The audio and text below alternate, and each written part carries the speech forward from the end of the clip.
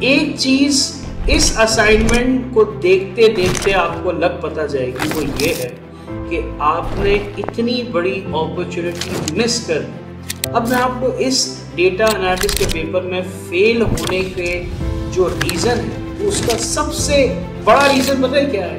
वो ये है कि प्यारे बच्चों, आप कोशिश करते हैं कि किसी की मदद से, चैट जीपीटी की मदद से, दोस्तों की मदद से, ट्रेनर्स की मदद से आप इस असाइनमेंट को सॉल्व करवा, लेकिन आपको खुद नहीं मालूम होगा कि ये कोड क्यों लिखा गया, क्या रीज़न है लिखने का, इसके पीछे का कॉन्सेप्ट क्या है।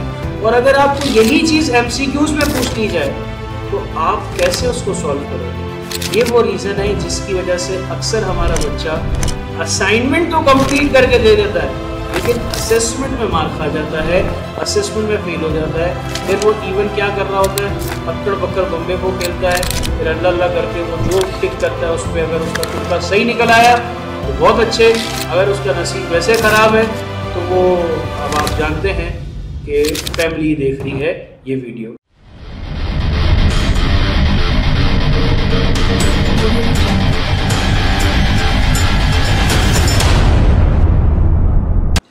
औज़ुबिल्लाहि मिनश्शैतानिर्रजीम, बिस्मिल्लाहिर्रहमानिर्रहीम, रब्बिश्रह ली सदरी व यस्सिर ली अमरी वहलुल उक़दतम मिन लिसानी यफ़क़हू क़ौली। अस्सलामु अलैकुम रहमतुल्लाह। मेरे प्यारे बच्चों, कैसे हैं आप? उम्मीद करता हूँ खैर आफियत से। आज हमारी पहली क्लास है और जैसा कि मैंने आपसे वीडियो में कहा कि इंशाअल्लाह डेली बेसिस पे हम अपनी डेडिकेटेडली CFAP में जो डेटा एनालिटिक्स का आपका एग्ज़ाम होता है उसमें ICAP की तरफ से जो असाइनमेंट्स आते हैं, उस असाइनमेंट की प्रैक्टिस आपको डेली करवाऊँगा। हमारे पास जुलाई 2025 में एक असाइनमेंट आया था। उस असाइनमेंट में हमारे पास पाइथन का जो असाइनमेंट था वो मैंने आपकी स्क्रीन पे शेयर किया है। आप में से बहुत से प्यारे बच्चे हैं, हो सकता है कि जिन्होंने इस कोर्स को अभी तक हाथ भी ना लगाया हो और पढ़ने की कोशिश भी ना की हो, और हो सकता है कि पढ़ने का टाइम ही ना मिला हो। तो इन तमाम चीज़ों को सामने रखते हुए मैं आपको वो तरीके से प्रैक्टिस करवाऊंगा कि आपको सारी बातें समझ आ जाए। तो सबसे पहले मैं आपको पेपर पैटर्न बता देता हूँ। ICAP जब भी डेटा एनालिटिक्स का एग्ज़ाम कंडक्ट करता है तो आपको पहले एक असाइनमेंट शेयर करता है। आपको ईमेल की फॉर्म में आपके पास आ जाते हैं, पोर्टल पे अवेलेबल होते हैं, आप उसे डाउनलोड करते हैं। तो वो एक जिप फाइल होती है जिसको आप एक्सट्रैक्ट करते हैं। तो उसमें दो फाइल होती हैं, एक असाइनमेंट 1 के नाम से और एक असाइनमेंट 2 के नाम से। असाइनमेंट 2 डेडिकेटेडली आप लोगों के पास पाइथन से रिलेटेड होता है। मैं आपको एक झलक बता देता हूँ।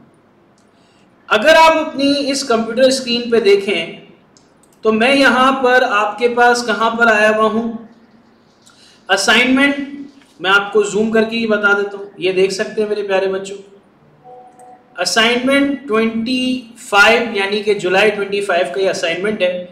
पहला हमें दिया हुआ है असाइनमेंट नंबर 1, दूसरा हमें दिया जाता है असाइनमेंट नंबर 2।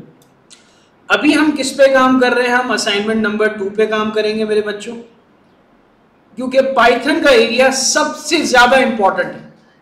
क्योंकि आने वाले कोर्स के अंदर जो सबसे ज़्यादा चेंजेस आई हैं वो इसी एरिया को देखते हुए आई है।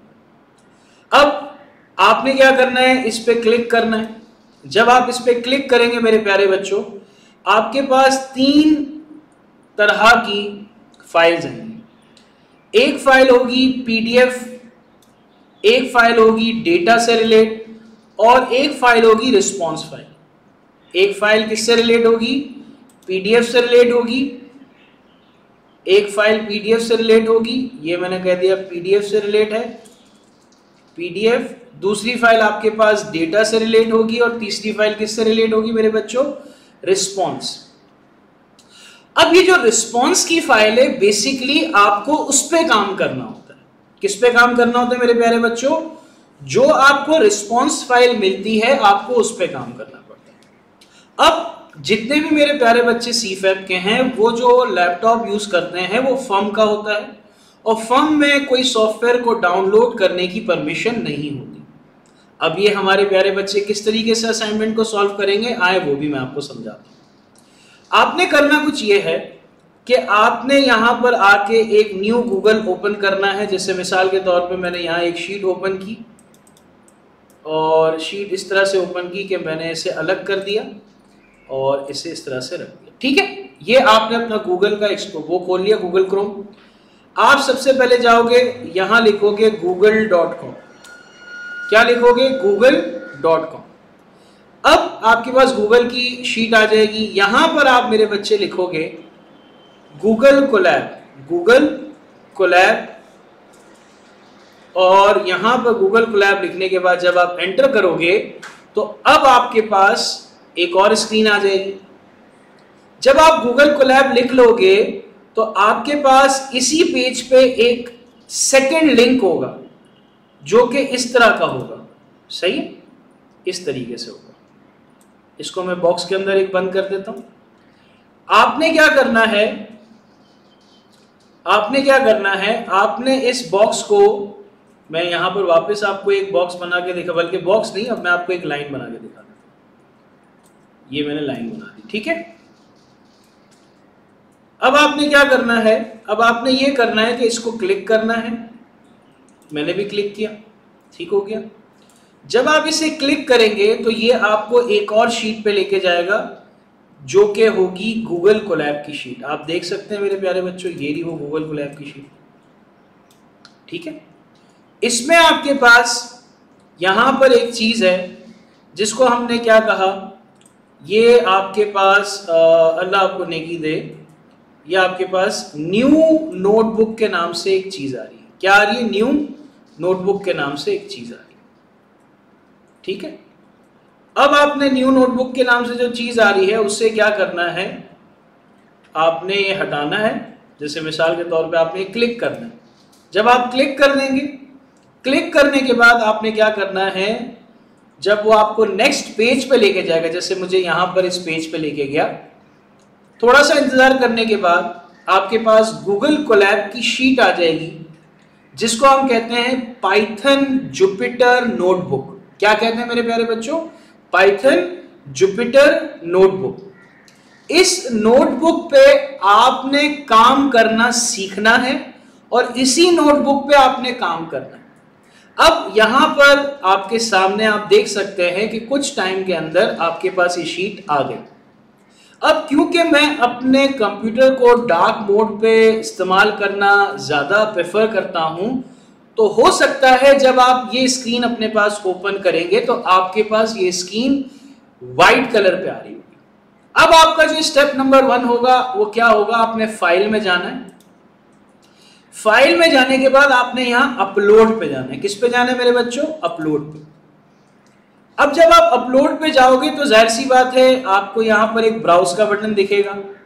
ब्राउज के बटन पे जैसे क्लिक करोगे एक विंडो ओपन हो जाएगी। जैसे यहां पर मेरे पास एक विंडो ओपन हो गई। अब आप देख सकते हैं कि मेरे पास यहां पर क्या हो रहा है, यहां पर मैं एग्जैक्ट वही पाथ पे आ चुका हूं जिस पाथ पे मुझे आना था। मैंने यहां पर क्या किया, रिस्पॉन्स की फाइल को क्लिक किया और ओपन कर दिया। जैसे ही मैं ओपन करूंगा थोड़ा टाइम लगाएगा अपलोड करने में और फिर क्या होगा, वो फाइल अपलोड हो जाएगी। अब जब ये फाइल अपलोड होगी तो आपके सामने वो फाइल आ जाएगी जिस फाइल पे आपने काम करके सबमिट करवाना।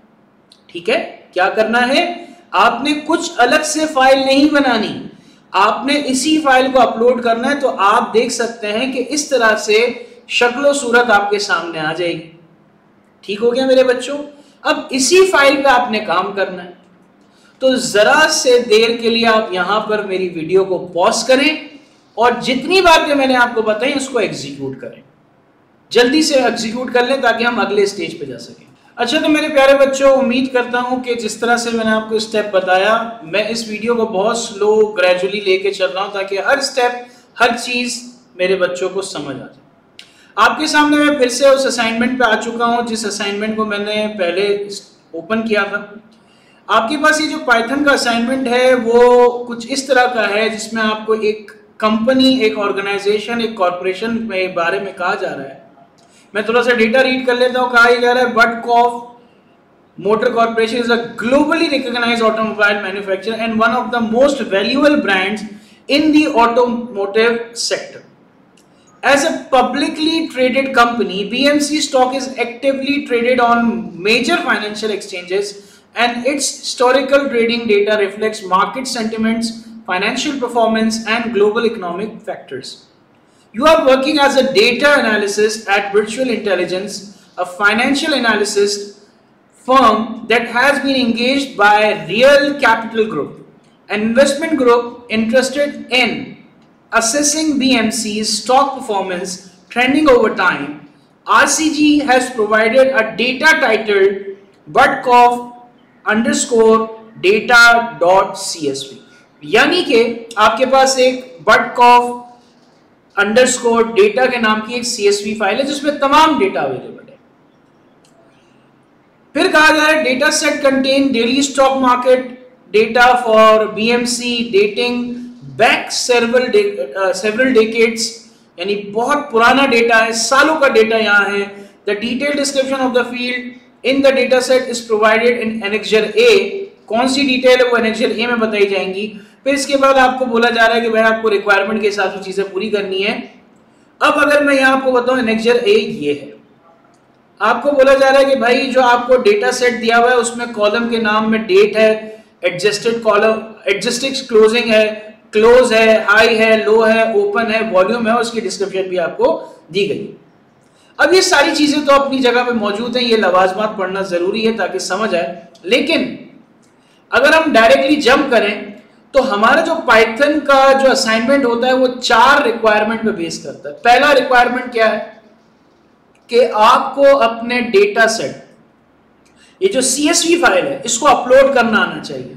आपको वो इंपॉर्टेंट लाइब्रेरीज जो हम इस असाइनमेंट को सॉल्व करने के लिए इस्तेमाल करते हैं वो आना बहुत जरूरी है, यानी उसको इंपोर्ट करवाना है। फिर इसके बाद आपको क्या करना है, डेटा को हैंडल करना है। फिर इसके बाद आपको क्या करना है, डेटा को एनालाइज करना है। फिर इसके बाद आपको क्या करना है, डेटा को विजुलाइज करना है। अब आए मैं आपको बताता हूं कि पाइथन में हमारे पास कितनी लाइब्रेरीज हैं। पाइथन में हमारे पास, हमारे प्यारे बच्चों, 4 लाइब्रेरीज हैं जिसको हम यूज करते हैं। पहली लाइब्रेरी है जिसको हम कहते हैं पैंडा। पैंडास की जो लाइब्रेरी है वो बेसिकली हमें सिखाती है कि हम डेटा को हैंडल कैसे करेंगे, क्योंकि इतना लंबा, इतना लार्ज, इतना क्वांटिटेटिव डेटा होता है, उसको हैंडल करने में, उसको फिल्टर आउट करने में, उसको उसके अंदर मैनिपुलेशन करने में हमें जिस चीज की नीड होती है वो होती है डेटा और पैंडास की। इसके बाद उस डेटा को फिल्टर आउट करना, उसमें से कोई चीज निकालनी है, कोई चीज ऐड करनी है, उसके लिए हमें जरूरत होती है NumPy की। फिर इसके बाद हमारे पास यहाँ पर डेटा एनालिटिक्स टूल के अंदर भी हमारे पास NumPy काम करता है। और जब बात आती है डेटा को विजुलाइज करवाने की, वहां पर हमारे पास 2 लाइब्रेरीज काम आती हैं जो कि इस कोर्स का पार्ट है। एक है मैटप्लॉटलिब और एक है सीबॉर्न। रिपीट कर रहा हूं, 2 लाइब्रेरीज हैं, एक है मैटप्लॉटलिब और एक है सीबॉर्न, जिसकी मदद से आप इसकी रिक्वायरमेंट नंबर D को फुलफिल कर सकते हैं। यानी कि आपके पास 4 लाइब्रेरीज हैं और इन 4 लाइब्रेरीज में आपके पास यहां पर क्या है, यहां पर आपके पास क्या है मेरे बच्चों, ये जो रिक्वायरमेंट नंबर B और रिक्वायरमेंट नंबर C है, ये पैंडास और NumPy की मदद से होगी आपके, ठीक है। और आपके पास यहां पर जो विजुअलाइजेशन की रिक्वायरमेंट है वो आपके पास मैटप्लॉटलिब, ये आपके पास यहां पर एक लाइब्रेरी है और एक सीबॉर्न करके एक लाइब्रेरी है। इस तरीके से ये 4 लाइब्रेरी हमें इस पूरे काम में मदद करती है, ठीक है। अब हम आते हैं अपने एक और एरिया पे कि यहां पर देखें, आप जब MS एक्सेल पे कोई काम करते हैं तो आप MS एक्सेल पे जाहिर सी बात है इतना लार्ज डेटा होता है, तो माशाल्लाह से अब आपका एक्सेल इतना अच्छा हो चुका है कि आपको पता है कि इस डेटा को अगर मुझे क्लीन करना है, अपने हिसाब से बनाना है, तो मुझे इस तरह के फंक्शंस को अप्लाई करना पड़ेगा। तो मैंने आप तमाम प्यारे बच्चों के लिए ये किया है कि इस पूरे असाइनमेंट में वो कौन से फंक्शंस हैं जिसको इस्तेमाल करके मैं अपने इस पूरे असाइनमेंट को बआसानी सॉल्व कर सकता हूं। तो अब मैं आपके सामने एक्सेल की शीट ओपन कर रहा हूं। आप अगर देखें तो आपके पास यहां पर अराउंड कोई 17 ऐसे फंक्शंस हैं, 17 ऐसे फंक्शन हैं जिसको आप इस्तेमाल करेंगे और इस्तेमाल करने की बिना पे आप यहां पर इस असाइनमेंट को कंप्लीट करेंगे। उस फंक्शन का मैंने आपको कोड भी यहां पर लिख के दे दिया है और उस फंक्शन की डेफिनेशन, उस कोड की डेफिनेशन कि वो इस्तेमाल क्यों किया जाता है, वो किस तरीके लिए हमें चाहिए होता है, ये तमाम चीजें हमने बता दी। मैंने लिख के दिया है कि ये वीडियो पर्पस के लिए मैं बता रहा हूं। आप मेरी बात समझ रहे हैं कि इतना ज्यादा आपको मैं फैसिलिटेट करना चाहता हूं कि आपको ये बात पता हो कि भाई अगर मैं पैंडास यूज कर रहा हूं तो मैं पैंडा क्यों यूज कर रहा हूं, अगर मैं नमपाई यूज कर रहा हूं तो मैं नमपाई क्यों यूज कर रहा हूं, अगर मैं मैटप्लॉटलिब यूज कर रहा हूं तो मैं क्यों कर रहा हूं। ये सारी चीजें मैं आपको प्रोवाइड करूंगा। ठीक है, अब सबसे पहली चीज पे हम आते हैं कि हम जो हमारी पहली रिक्वायरमेंट है उसमें हमें कहा गया तमाम लाइब्रेरीज को क्या करना है, इंपोर्ट करना। मैं एक एक करके काम करना शुरू करता हूं। पहले आपका क्या करेंगे, आप लिखेंगे यहाँ इंपोर्ट और लिखेंगे पैंडास एज पीडी। मैं यहां पर जूम कर देता हूं। आप सबसे पहले क्या लिखेंगे, import pandas as PD, import numpy as np, import matplotlib dot pyplot as plt, import cbon as sns। अब मैं यहां पर डिटेलिंग भी लिख देता हूं। आप पैंडास को क्यों इस्तेमाल करते हैं, फॉर हैंडलिंग डेटा, पहली चीज। फिर इसके बाद आप numpy को क्यों यूज करते हैं, फॉर न्यूमेरिकल ऑपरेशन। फिर इसके बाद आप यहां पर मैटप्लॉटलिब को क्यों यूज करते हैं, फॉर चार्ट्स। फिर आप यहां पर cbon को क्यों यूज करते हैं, फॉर प्रिटी ग्राफ्स, यानी अगर आपको ग्राफ्स बनाने हैं तो आप अच्छे अच्छे ग्राफ्स यहां पर बना सकते हैं। तो मैंने आपके लिए यहां पर सारी चीजें लिख दी along with their explanation, small explanation। इसके बाद हम यहां पर क्या करेंगे, हम यहां पर वो जो हमारी CSV की फाइल हमें गिवन थी उसे यहां पर अपलोड करेंगे। तो उसके लिए प्यारे बच्चों आपने काम क्या करना है, आपने लिखना है फ्रॉम google.colab और यहां पर लिखना है इंपोर्ट फाइल्स अपलोडेड नाम का एक वेरिएबल है। वेरिएबल क्या होते हैं, वो जब हम वर्कशॉप पे बात करेंगे हर एरिया समझ आ जाएगा, हर एरिया समझ आ जाएगा आपको। देखें अभी इस असाइनमेंट का पर्पस ये आपको थोड़ा सा फेमिलियर करवाया जाए। अब आपके जहन में क्या होगा, exact point two point question, sir ये वेरिएबल किसे कहते हैं, ये फंक्शन किसे कहते हैं, ये किसे। तो जब आप वर्कशॉप पे बैठेंगे तो आपकी चीजें 2x की बिना पे क्लियर हो रही होगी। अब आपने क्या करना है, ये जो ब्रैकेट बने हुए ना, राउंड ब्रैकेट, इसके अंदर आपने क्या लिखना है, आपने यहां पर जब आप यहां पर एंटर करेंगे, यानी ये जो प्ले का बटन है इस प्ले के बटन को दबाना है आपने। जब इस प्ले के बटन को आप दबा देंगे तो आपके पास यहां पर एक ग्रीन टिक आ जाएगा। थोड़ा टाइम लेता है बेस्ड ऑन इंटरनेट स्पीड। देखें यहां पर ये हो गया, ग्रीन टिक आ गया, आप देख सकते हैं, मैं जूम करके बता सकता हूं आपको, ये आपके पास ग्रीन टिक आ गया, ये देख लें आप। इसी तरीके से अगर आप यहां पर प्ले का बटन दबाते हैं तो आपके पास यहां पर क्या आएगा, यहां पर भी आप देखो, अब आपके पास क्या आया, क्योंकि आपने कहा ना कि आपको फाइल इंपोर्ट करनी है, अपलोड करनी है, तो आपके पास यहाँ कह रहा है कि भाई वो कौन सी फाइल है जो अपलोड करनी है। मैंने बोला यार एक काम करता हूँ, मैं चूज फाइल का बटन दबाता हूँ। ये मैंने जैसे ही बटन दबाया एक विंडो ओपन होके आएगी, और जैसी ही विंडो ओपन होके आएगी तो मैं यहाँ पर butkoff_data नाम की फाइल सेलेक्ट करके एंटर प्रेस करूंगा तो यहाँ पर वो फाइल क्या हो जाएगी, अपलोड हो जाएगी। और अपलोड ये देखें यहाँ पर हो रही है, परसेंटेज भी आपके सामने आ रही है।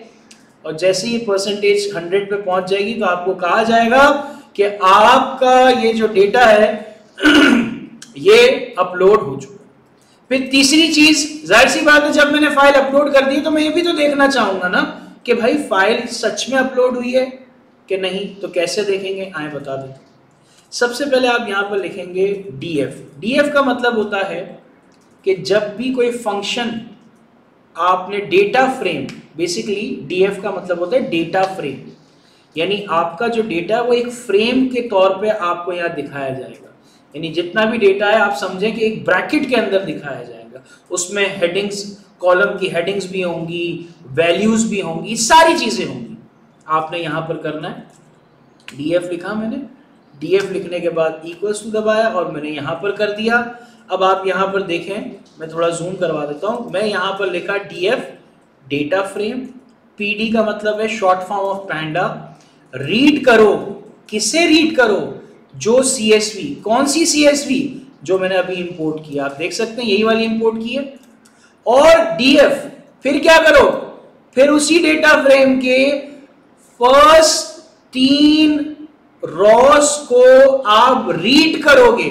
जब मैं यहां पर आपके पास इसको प्ले करूंगा ना, जब मैं आपको इसको प्ले करूंगा तो प्ले करने की बिना पे मेरे पास यहां पर क्या आ जाएगा, ये जो पहली 3 रॉ हैं, 1, 1, 2 और 3, और मेरे डेटा में जितने भी कॉलम्स थे वो तमाम के तमाम कॉलम्स, मैं यहाँ पर ब्रैकेट में बंद कर देता हूँ बॉक्स में, ये वो कॉलम्स आपके पास आ गए।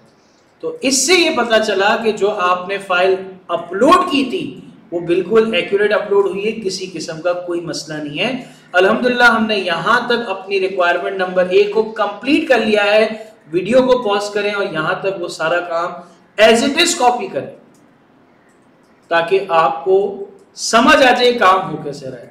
अगर आपको कोई भी सवाल हो अभी फिलहाल होल्ड ऑन करें, इंशाल्लाह वक्त के साथ सब समझ आ जाएगा। तो इसको जल्दी से अप्लाई करके आए। अच्छा, तो मेरे प्यारे बच्चों, अब हम अपनी सेकंड रिक्वायरमेंट को कंप्लीट करेंगे इंशाल्लाह, जिसमें हम सीखेंगे डेटा क्लीनिंग कैसे की जाती है।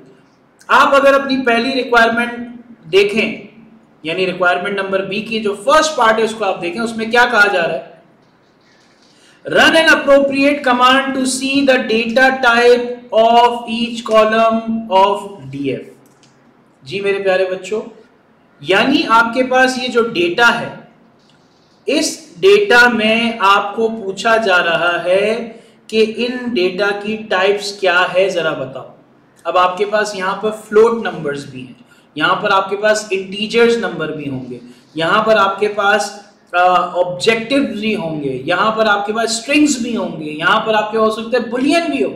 तो आपको यहाँ पर क्या करना है, ऐसा एक कोड लिखना है जिससे आप ये बता सकें कि इस तमाम डेटा की टाइप्स क्या हैं। तो हम इसके लिए एक बड़ा ही छोटा सा कोड लिखेंगे, जरा मुलाहिजा फरमाइएगा। हम यहाँ लिखेंगे प्रिंट, माजरत, प्रिंट का जो पी है वो छोटा होना चाहिए, ब्रैकेट ओपन किया, डबल कोटेशन लगाया, /n, और मैंने यहां पर लिख दिया डेटा टाइप बिफोर कन्वर्जन। अच्छा, जो मेरे रेगुलर क्लास के स्टूडेंट हैं, मैं उम्मीद करता हूं उनको तो ये बात फौरन समझ आ जाएगी, लेकिन जिन प्यारे बच्चों ने अभी तक नहीं पढ़ा, प्लीज आप लोगों ने डिसहार्ट और डिमोटिवेट नहीं होना, ये वर्कशॉप आपके लिए रखी। फिर इसके बाद हम यहां पर क्या करेंगे, प्रिंट। अब हमने जब जैसे ही इसे यहां पर रन किया तो यहां पर क्या होगा, मुझे बताया जाएगा कि भाई ये देखो, ये जो डेट है ना आपकी, ये डेट ऑब्जेक्ट है। फिर आपके पास जितना भी डेटा आपके पास आ रहा है ना, वो सारा क्या है, फ्लोट नंबर पे है, और आपके पास ये जो वॉल्यूम है ना, ये इंटीजर नंबर में है। तो आपको डेटा टाइप भी बता दी गई, एक रिक्वायरमेंट हमारी कंप्लीट हो गई। अब आपसे दूसरी रिक्वायरमेंट यानी कि रिक्वायरमेंट नंबर बी का पार्ट 2 जो है, उसमें कहा जा रहा है, क्योंकि देखें जब हमें टाइम सीरीज एनालिसिस करना होता है, जैसे मैं आपको एक एग्जांपल देता हूं एक्सेल पे आके। फॉर एग्जांपल आप यहां पर लिखते हो सीरियल नंबर, फिर यहां पर लिखते हो डेट, यहां लिखते हो स्टूडेंट नेम, ठीक है ना। जब आपको टाइम सीरीज एनालिसिस करना होता है ना, तो समझ जाओ कि ये जो सीरियल नंबर है ना, ये सीरियल नंबर नहीं लिखा जाता। आप यहां पर क्या करते हो, सीरियल नंबर की जगह डेट लिखते हो, यानी आपका जो पहला कॉलम होता है वही डेट का कॉलम होता है। क्योंकि आप जब ग्राफ बनाओगे तो ग्राफ के लिए आपको क्या करना पड़ेगा, आप 1 2 3 4 तो नहीं लिख सकते, आपको डेट चाहिए होगी। तो आपकी डेट अभी तक क्या आ रही है जरा देखें, देखें यहाँ पर गौर से देखिएगा। आपकी जो डेट है बेसिकली ये एक कॉलम की शक्ल में आ रही है, और यहाँ पर जैसे मैंने आपको कहा ये वो सीरियल नंबर आ रहे हैं। आपने क्या करना होगा मेरे प्यारे बच्चों, इस कॉलम को बेसिकली यहाँ पर एज अ सीरियल नंबर लेके आना है। तो इसके लिए क्या करना होगा मेरे बच्चों, आपने यहाँ पर बड़ा ही आसान सा स्टेप है। आपने यहाँ डीएफ यानी डेटा फ्रेम, और डेटा फ्रेम देने के बाद आपने यहाँ पर क्या करना है, आपने इस तरीके से काम करना है। ये देखें, मैं आपको यहाँ जूम करके बता देता हूँ। आप यहाँ देखें मैंने क्या क्या लिखा। मैंने कहा जो डेटा आपको दिया है यानी डेटा फ्रेम जो दी है मैंने आपको, उसमें एक कॉलम है डेट। क्या कॉलम है? डेट। उसे पीडी यानी उसको पैंडा की लाइब्रेरी को इस्तेमाल करते हुए आप उसको कन्वर्ट कर दो डेट और टाइम में। यानी कि यहां पर आपके सामने क्या बताया जा रहा है, this particular line will help you to convert your date and time as a serial number। यानी कि आपको यहाँ पर ये जो कोड है ये कन्वर्जन यानी जो कॉलम में डेट लिखी थी उसको सीरियल नंबर की जगह पे लाने के लिए इस कोड की जिम्मेदारी है, ये काम आएगा। फिर आप क्या कह रहे हो, ये जो डीएफ क्या करो, सेट इंडेक्स। इंडेक्स कहते हैं जो सीरियल नंबर है, इसको बेसिकली पाइथन की जबान में, कोडिंग की जबान में इंडेक्स कहते हैं। और आप क्या करो, एक अच्छे ऑर्डर में लिख दो, ऐसा ना हो बेतरतीब सा ना हो, बिल्कुल एक जहां से पहली डेट आ रही है वहां से लेकर एंड तक की डेट आप लिखो। फिर आपने क्या करना है, फिर बताना है कन्वर्ट करके। तो आप किस तरीके से बताएंगे, जब मैं इसको रन करूंगा, ये मैंने रन कर लिया। अब आप देख सकते हैं कि यहां पर डेट जो थी, आप देखेंगे यहां पर ये जो डेट है, ये यहां पर मैं इसको, हाँ यहाँ पर आप देखें डेट के साथ ऑब्जेक्ट लिखा हुआ आ रहा है, लेकिन ओहो थोड़ा ज़्यादा जूम हो गया भाई। यहाँ पर डेट के साथ क्या आ रहा है, डेट के साथ क्या आ रहा है, ऑब्जेक्ट लिखा हुआ आ रहा है। ये देखें लिखा हुआ है ऑब्जेक्ट, लेकिन अब आपके पास देखें डेट के साथ ऑब्जेक्ट लिखा हुआ आ रहा है। आप कहेंगे डेट ही गायब हो गई। क्यों गायब हो गई? क्योंकि आपने उसको इंडेक्स नंबर यानी सीरियल नंबर में कन्वर्ट कर दिया।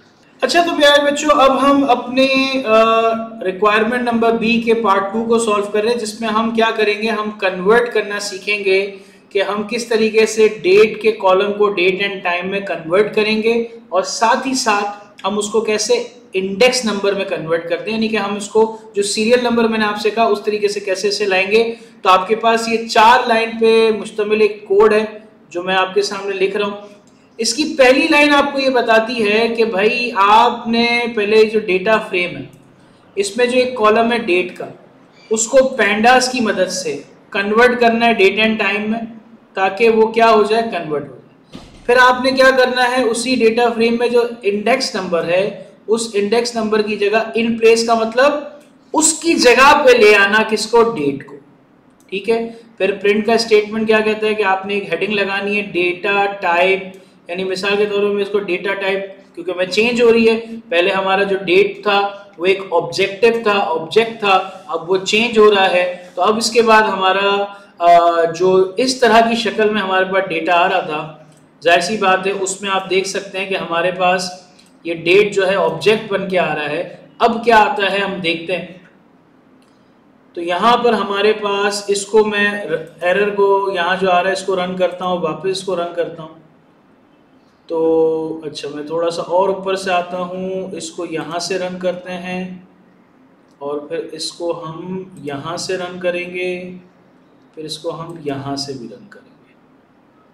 अब जब मैंने इसको ऊपर से, कभी कभार मसला आ जाता है ऊपर से कोड आपको रन करने पड़ते हैं। अब आप यहाँ पर गौर से देख सकते हैं कि मेरे पास यहाँ पर जो डेट का पहले कॉलम था अब वो इस पूरे एरिया से हट चुका है, क्योंकि मैंने यहाँ पर क्या किया, अपने उस कॉलम को एज अ इंडेक्स नंबर में कन्वर्ट कर दिया। ठीक है।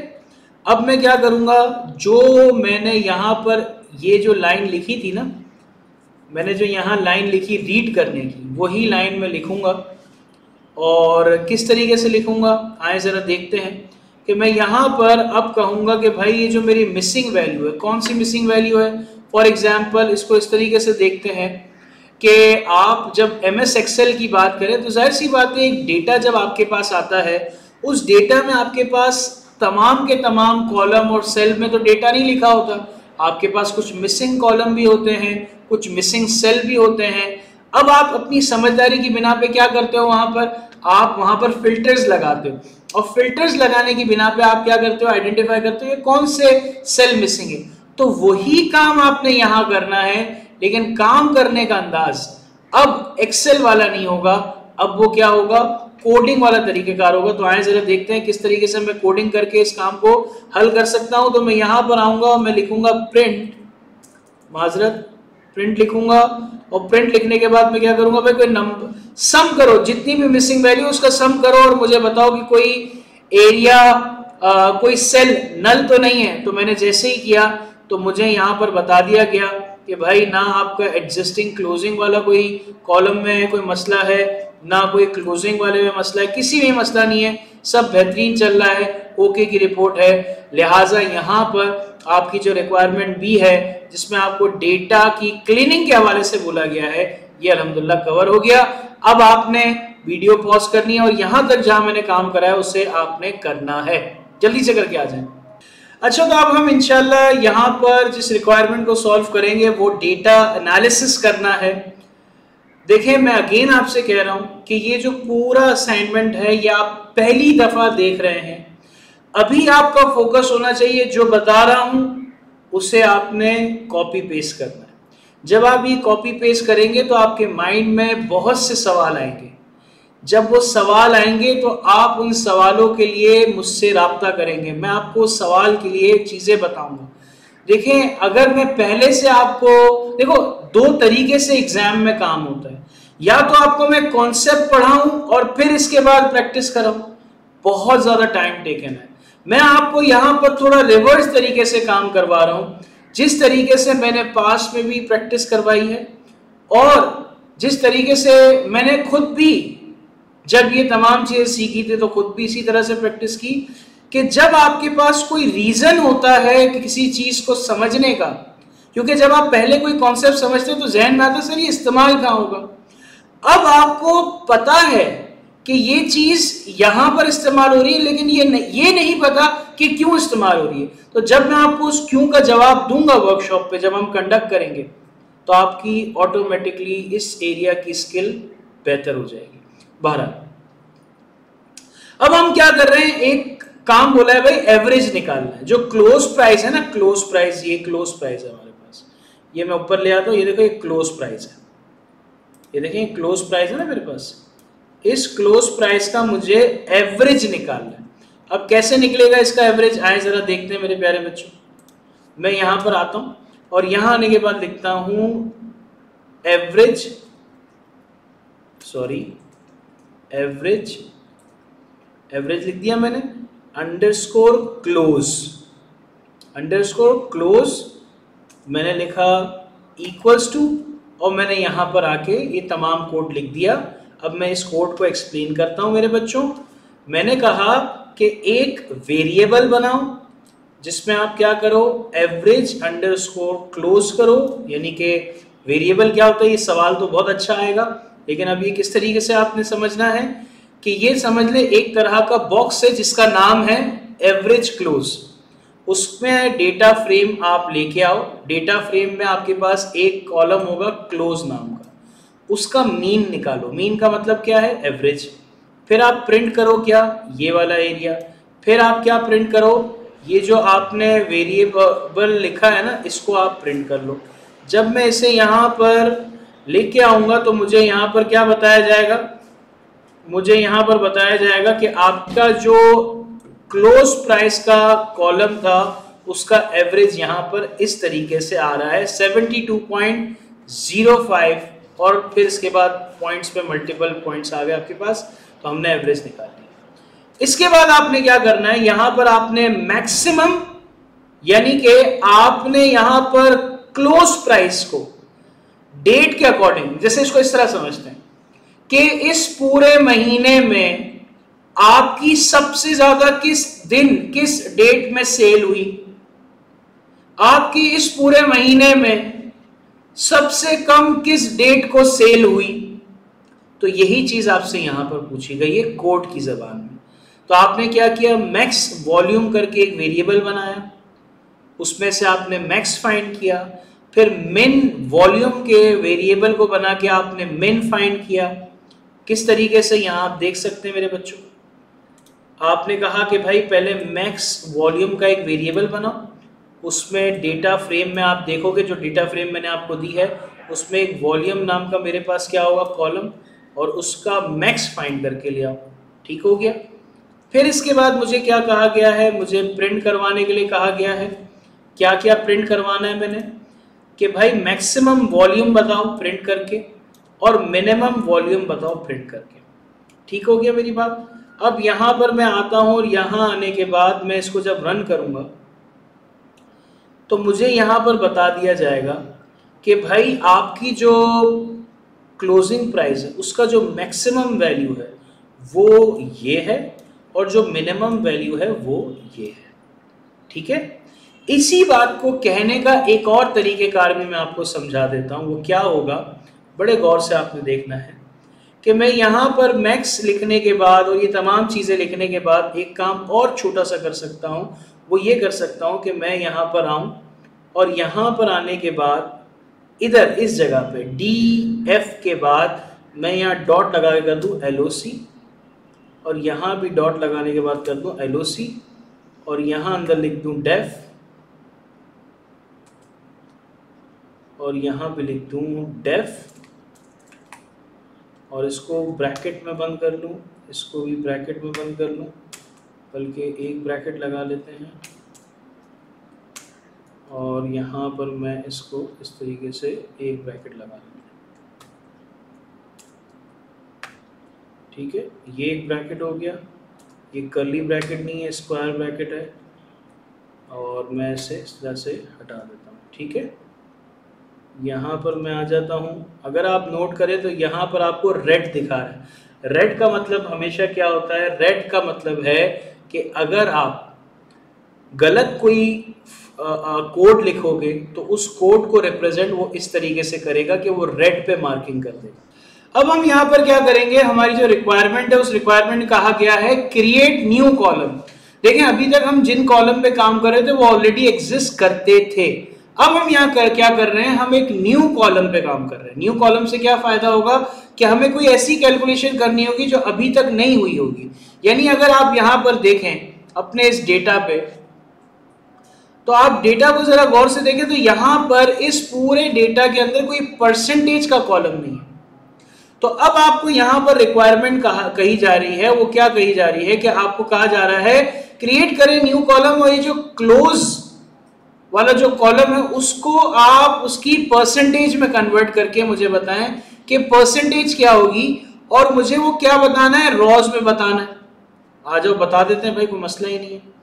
तो मैं यहाँ पर आता हूँ कोने पे, और कोने पे आने के बाद इसको ऐसे करते हैं, एंड तक आते हैं, और एंड पे आने के बाद यहाँ पर मैंने एक वो लगा दिया, कोड लगा दिया। वो कोड क्या है कि मैंने डेटा फ्रेम में मैंने क्या किया, मैंने कहा कि भाई एक देखो, आपको जब कोई वेरिएबल बनाना होता है तो आप कोई ब्रैकेट नहीं लगाते, लेकिन अगर आपको कोई डिक्शनरी बनानी होती है ना, डिक्शनरी। अब देखो मैं आपको ये एक यहाँ ब्रीफ कर देता हूँ कि हमारे पास जो राउंड ब्रैकेट है वो कब इस्तेमाल होता है, जो हमारे पास कर्ली ब्रैकेट है वो कब इस्तेमाल होता है, और जो हमारे पास स्क्वायर ब्रैकेट है वो कब इस्तेमाल होता है। राउंड ब्रैकेट तो आप चीज़ों को डिफाइन करने के लिए करते हो ताकि आप चीज़ों को बता सको। जैसे कि आपने यहाँ पर प्रिंट, यहाँ पर आप देख सकते हैं, आपको छोटा सा नजर आएगा, ये प्रिंट के बाद मैंने यहाँ मिन वॉल्यूम लिखा है। बेसिकली आप यहाँ पर कोई भी वेरिएबल को प्रिंट कराने के लिए, कोई भी ऐसी चीज़ ज़्यादातर वेरिएबल्स के लिए इस्तेमाल होता है। लेकिन ये जो कर्ली ब्रैकेट और ये जो स्क्वायर ब्रैकेट है, बेसिकली कर्ली ब्रैकेट इस्तेमाल होता है आपके पास जब आप क्या करते हैं, जब आप यहाँ पर कोई लिस्ट क्रिएट करते हैं। जैसे मिसाल के तौर पे मुझे लिस्ट बनानी है स्टूडेंट नेम की, तो मैं कर्ली ब्रैकेट का इस्तेमाल करूंगा। लेकिन कभी आप डिक्शनरी का इस्तेमाल करते हो। अब आप कहोगे सर ये डिक्शनरी क्या होती है? देखो डिक्शनरी बेसिकली होती है एक घर की मानंद है। एक घर में मुख्तलिफ रूम्स होते हैं, एक आपका रूम है, एक आपके भाई या बहन का रूम है, एक ड्राइंग रूम है, एक आपके पेरेंट्स का रूम है। तो समझ लें कि हर रूम के अंदर कोई ना कोई लोग रह रहे हैं। तो जो रूम है वो बेसिकली आपके लिए वैल्यू है, यानी डिक्शनरी के अंदर दो एलिमेंट्स होते हैं, एक वैल्यू और एक की। तो इसको इस तरह समझिए कि डिक्शनरी एक घर है, उसके अंदर के जो उस घर के जो रूम्स हैं वो उसकी वैल्यू है, और उस रूम में रहने वाले लोग वो की हैं। तो यहाँ पर मैं इस तरीके से इसको डिफाइन करता हूँ। तो मैंने यहाँ पर एक डिक्शनरी बना दी जिसपे मैंने कहा कि भाई ये जो आपने काम किया है इसको आप क्या करो, इक्वल्स टू दिस कर दो, यानी कि आप इसके इक्वल कर दो। फिर मैंने यहाँ पर एक काम और करवाया, वो क्या करवाया, यहाँ पर ये काम मैंने करवा के ये हटा दिया, क्योंकि जो मैंने .hd लिखा था वो मैंने ऊपर लिख दिया, इसलिए अब मुझे इसकी जरूरत नहीं है। और यहाँ मैंने कर दिया 5 मैंने क्यों लिखा, क्योंकि अब मुझे डेटा कहाँ तक चाहिए, अब मुझे डेटा चाहिए यहाँ तक। तो आप देख सकते हैं कि मेरे पास सारी की सारी चीजें परसेंटेज पे आ गई। किस में आ गई? परसेंटेज पे आ गई। ये सारी चीजें परसेंटेज पे आ गई। ठीक हो गया यहाँ तक। अब अगर मैं चाहता हूं तो इसे मल्टीप्लाई बाय 100 कर लेता हूं। अब मैंने जब इसे मल्टीप्लाई बाय 100 किया तो यहाँ पर आप देख सकते हैं कन्वर्ट हो गया इनटू परसेंटेज में। ठीक हो गई बात। अब यहाँ पर अगला एरर नहीं, अगले कोड में मुझे कहा जा रहा है कि भाई देखें, आपने यहाँ पर मुझे ये बताना है कोरिलेशन, यानी कि आप एक ऐसी कैलकुलेशन करें कि आपका जो क्लोज का जो कॉलम है उसमें कौन से एरिया के अंदर सबसे हाई वॉल्यूम था और कौन से एरिया के अंदर सबसे लो वॉल्यूम था, यानी एक रिलेशन बना के देना। तो मैंने रिलेशन बना के दिया कुछ इस तरीके से कि मैंने यहाँ पर एक कोरिलेशन नाम का वेरिएबल बना के दिया, और इस वेरिएबल में मैंने क्या किया, df दिया, और मैंने कहा कि भाई ये क्लोज नाम का एक कॉलम है, एक वॉल्यूम नाम का कॉलम है। अब मैं क्या कर रहा हूँ, मैं यहाँ लिस्ट बना रहा हूँ, क्योंकि मैंने अभी आपको क्या कहा था, लिस्ट जब आप बनाते हो तो कर्ली ब्रैकेट, लेकिन यहाँ पर क्या कर रहे हो आप, यहाँ पर आप डिक्शनरी बना रहे हो। तो डिक्शनरी के लिए आपने कहा कि भाई ये डेटा फ्रेम के अंदर आपके पास यहाँ पर क्लोज करके एक कॉलम है, एक वॉल्यूम करके कॉलम है, एक हाई करके कॉलम है और एक लो करके कॉलम है। अगर आपको देखना है तो आए जरा ऊपर जाते हैं और हम चीजों को देख लेते हैं। आप यहाँ बड़े गौर से देख सकते हैं कि आपके पास यहाँ पर एक हाई करके कॉलम था, एक लो करके कॉलम है, एक वॉल्यूम करके कॉलम है और एक क्लोज करके कॉलम। वही बात हम यहाँ भी कर रहे हैं, हम इनमें एक रिलेशन बनाना चाह रहे हैं, को रिलेशन बनाना चाह रहे हैं। और को रिलेशन हम कैसे देखेंगे, यहाँ पर हम देख सकते हैं कि यहाँ पर आपको बता दिया कि क्लोज का रिलेशन इस तरीके से है कि जो क्लोज का कॉलम है उसमें सबसे ज्यादा वॉल्यूम, सबसे कम वॉल्यूम, सबसे एवरेज वॉल्यूम, ये तमाम चीजें आपको यहाँ पर एक रिलेशन के तौर पे बता दी गई, चारों कॉलम की एक साथ। ठीक है।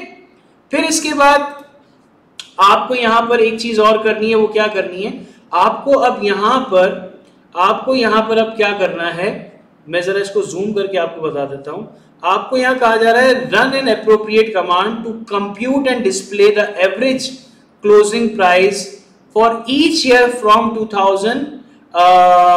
2000 ऑनवर्ड, यानी कि मेरा जो साल 2000, मेरा ईयर 2000 है, उसके बाद यानी वो ईयर भी और उसके बाद भी जिन ईयर्स के अंदर 2000 उससे ज्यादा के ईयर में जहां मेरी क्लोजिंग प्राइस की एवरेज है वो निकाल के दे दो, सबकी एवरेज प्राइस निकाल के दे दो।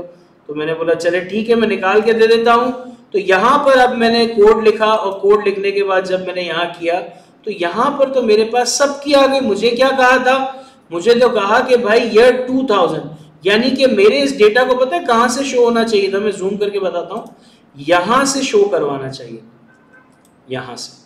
लेकिन मेरा डेटा तो यहाँ ऊपर वाला डेटा भी ला रहा है, इसका मतलब मैंने कोई गलत काम किया है। मैंने तो यहाँ पर 9080 से डेटा उठाना शुरू किया, हालांकि मुझे 9080 से डेटा नहीं उठाना चाहिए। मुझे तो कहां से उठाना चाहिए, 2000। और इसके बाद तो मैं यहाँ पर आता हूँ और यहाँ आने के बाद एक और काम करता हूँ, वो ये करता हूँ कि मैं यहाँ पर आने के बाद एक कोड और लिखता हूँ, मैं लिखता हूँ एवरेज, मैं लिखता हूँ average underscore close underscore from underscore 2000।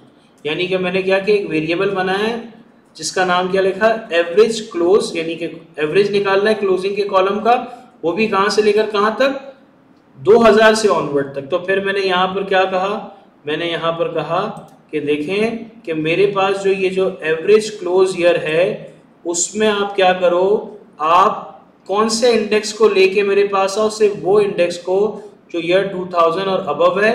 और फिर मैंने यहाँ पर यह क्या कहा, अब मैं इसे वापस रन करता हूँ लेकिन अब भी मसला कर रहा है, तो मैं यहाँ पर क्या करूँगा, यहाँ पर मैं प्रिंट करवाऊँगा क्लोज अंडरस्कोर फ्रॉम, और ये अब मैं यहाँ पर रन करूँगा तो आप देख सकते हैं कि मेरे पास ईयर 2000 और उससे ऑनवर्ड्स की तमाम चीज़ें यहाँ पर आ गई। ठीक है, देखें। अच्छा तो मेरे प्यारे बच्चों, अब हम अपने इस असाइनमेंट के आखिरी पार्ट पे आ चुके हैं और वो पार्ट ये है डेटा विजुअलाइजेशन। अब आपको रिक्वायरमेंट में मैं अगर आऊँ तो रिक्वायरमेंट में आपको एक यहाँ पर एक ये इस तरह का ग्राफ बना के दे दिया गया है और आपको यहाँ पर इसकी रिक्वायरमेंट में कहा भी गया है कि जो हमने वहां पर आपको ग्राफ बना के दिया इसी तरह का खूबसूरत ग्राफ आप हमारे सामने भी बना के दिखाएं। तो अब हम किस तरीके से बनाएंगे, आए जरा हम बताते हैं। हम यहाँ लिखेंगे PLT, PLT मैटप्लॉटलिब का शॉर्ट फॉर्म है, उस पर हम लिखेंगे डॉट फिगर और यहाँ पर हमारे पास ये कोड आ जाएगा। अब ये जो कोड है जिसमें आपने बताया फिग, यानी फिगर का जो साइज है वो 10/8 है। ठीक है, फिर इसके बाद आप यहाँ SNS, यानी ये भी एक हमारा ग्राफ बनाते हैं जिसको हमने कहा कि सीबॉर्न प्रिटी ग्राफ्स बनाता है, तो ग्राफ्स। फिर इसके बाद यहाँ पर हमने कहा जो कोरिलेशन है, हमने जो कोरिलेशन बनाया था क्योंकि हमें चारों चीजों को यहाँ पर बताना है तो हमने यहाँ पर एनोटेट, एनोटेट का मतलब होता है वो जो बॉक्स बने हुए आते हैं ना, मैं आपको अभी ये एग्जीक्यूट करके बताता हूँ। तो जैसे ही मैंने यहाँ एग्जीक्यूट किया मेरे पास ये वही चीज आ गई जो चीज मेरे वहां पर बनी हुई थी। अब मैं इस एनोटेट में ट्रू की जगह लिख देता हूं फॉल्स और मैं यहां इसको रन करता हूं तो बीच में जो डब्बे दिख रहे हैं ना आपको, ये डब्बे गायब हो जाएंगे, ये इस तरह का खाली बन जाएगा। तो एनोटेटर क्या करता है, ये बॉक्सेस बना के आपको जिसमें सेग्रीगेशन सा कर देता है, आपको प्लॉटिंग करवा देता है अंदर। तो ये आप देख सकते हैं आपके जो कोरिलेशन हमने बनाया था उसकी बेसिस पे ये तमाम चीजें मेरे पास आ गई। तो इसकी जो पहली रिक्वायरमेंट थी वो तो हमने कवर कर ली। इसके बाद हमें बोला जा रहा है कि भाई क्रिएट अ लाइन प्लॉट, एक लाइन का ग्राफ बनाना है और आपने मंथली एवरेज जो है उसका ट्रेंड शो करना है। मैं कहा भाई कर लेते हैं, ये मैंने बना दिया monthly underscore average underscore close is equals to def, और फिर इसके बाद मैंने यहाँ किया PLT और ये तमाम चीज़ें कर ली और मैंने यहाँ पर आपको बता दिया। बेसिकली मैं क्या कर रहा हूँ, एक वेरिएबल बना रहा हूँ मंथली एवरेज क्लोज का, जिसमें मैं अपने क्लोज को, यानी क्लोज का जो कॉलम है उसमें से जो मंथ वाइज हैं उसको मैं क्या कर रहा हूँ, उसका एवरेज लेके आ रहा हूँ मंथ वाइज। आप यहाँ पर ईयर भी लिख सकते हैं लेकिन मंथ बोला गया है। फिर आपने प्लॉटिंग करनी है, ग्राफ बनाना है, यानी कि लाइन बनाने के लिए आपको PLT की ज़रूरत पड़ती है। तो आपने कहा 10 का और 6 का आपने साइज रखा है। प्लॉट किसको करवाना है, मंथली एवरेज को। टाइटल क्या होगा, ये होगा। X एक्सिस और Y एक्सिस पे क्या होगा, ये आपने करके आपने यहाँ पर ऐसे करा और ये आपके पास थोड़ी सी देर के अंदर मंथली एवरेज क्लोजिंग प्राइस का एवरेज आ जाएगा, एक ट्रेंड आपके पास आ जाएगा। इसी तरीके से आपके पास यहाँ पर एक और चार्ट बनाते हैं जिसमें हम क्या करेंगे, ईयरली। जैसे आप यहाँ देख सकते हैं वहां मैंने मंथली किया था तो M लिखा था, यहाँ ईयरली काम कर रहा तो Y लिखा हुआ है। अब यही तमाम चीजें मैं यहाँ पर करूंगा और वही काम, कोई फर्क नहीं है, सिर्फ स्टार्ट की एक लाइन चेंज थी, बाकी और कोई लाइन में चेंज नहीं आया सारी। अभी यहाँ पर आपको ईयरली बता दिया। यहाँ आप दोनों ग्राफ में देख सकते हैं मंथली है, किस तरह से आपकी कर्व लाइन के ट्रेंड चेंज हो रहे हैं और यहाँ पर किस तरीके से चेंज हो रहे हैं। लास्ट में आपको यहाँ पर क्या करना है, एवरेज बताना है, लेकिन किसका, मंथ वाइज और वॉल्यूम का। यहाँ पर आप क्या कर रहे थे, क्लोज के कॉलम पे काम कर रहे थे, यहाँ पर आप वॉल्यूम के कॉलम पे काम करोगे। तो जब आप वॉल्यूम के कॉलम पे काम करोगे तो आपने यहाँ पर वॉल्यूम लिखा, वरना आप वहाँ क्या लिख रहे थे, क्लोज लिख रहे थे। अब मैं इससे भी यहाँ पर एग्जीक्यूट करूंगा तो मेरे पास ये भी बन के सामने आ जाएगा और अल्हम्दुलिल्लाह इसी तरीके से हमारा यहाँ पर असाइनमेंट कंप्लीट होता है। मैं रिक्वेस्ट करूँगा कि इस चीज़ को आप पॉज करके बनाएं और जो हमारी वर्कशॉप है तब तक मैं आपको डेली बेसिस पे अलग अलग किस्म के असाइनमेंट्स करवाऊंगा, वीडियोस में शेयर करूंगा, चीज़ें मैं आपके सामने इन एडवांस शेयर करूंगा ताकि आपका दिमाग खुले, आपको समझ आए ये कितनी इंपॉर्टेंट चीज़ है जो आपने सीखनी थी, लेकिन अनफॉर्चुनेटली टाइम मैनेज ना होने वाले की वजह से आप नहीं सीख सके। तो प्लीज़ आप इसे कंटिन्यू करें, इसे देखें, इसे आप एग्जीक्यूट करें। कोई सवाल हो तो प्लीज़ ज़रूर पूछिएगा। अपना बहुत ख्याल रखिए। अल्लाह हाफ़िज़।